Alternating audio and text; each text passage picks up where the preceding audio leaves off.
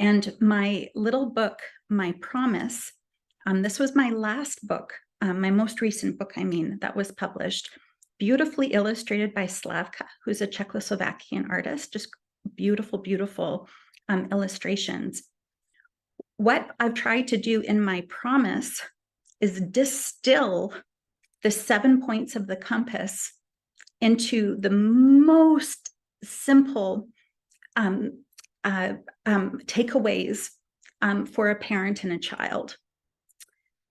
And what I'm going to end with, I'm going to end with this. This is My Promise, read by a child.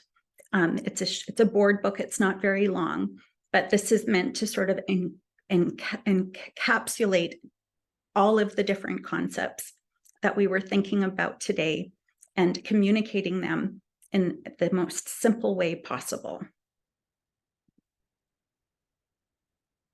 Hi, friends. Let's read My Promise. So let's start. My promise. When you were born, I promised to take care of you. If you wander too far away, I will come find you. When you feel small, I will teach you to be strong. If you feel alone, I will gather others around you. If you want to change, I will understand. I will help you. When you need help, I will guide you. When mistakes are made, I will forgive you. Because when you are born, I promise to take care of you. The end. I hope you like this story. So I think I'm going to add one more thing, and then I promise I'm done. There's a wonderful quote by Elizabeth Kubler-Ross. Elizabeth Kubler-Ross was the psychologist that identified the stages of grief. Okay, so denial, anger, bargaining, depression, and acceptance, the different stages of grief.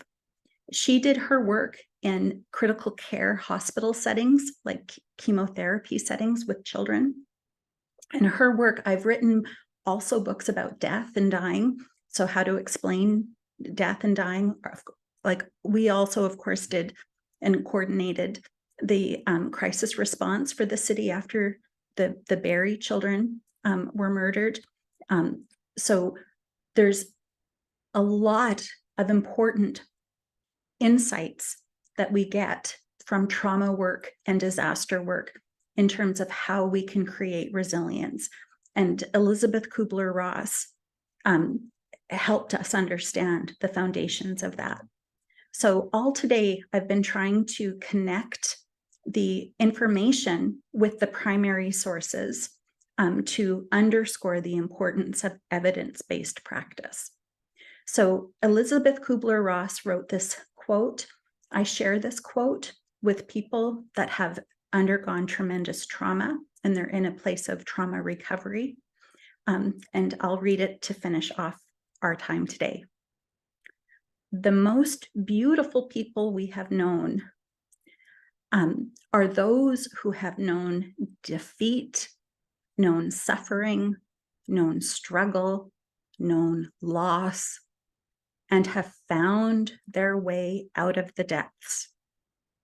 These persons have an appreciation, a sensitivity, and an understanding of life that fills them with compassion, gentleness, and a deep, loving concern. Beautiful people do not just happen. So I wanted just to finish on that note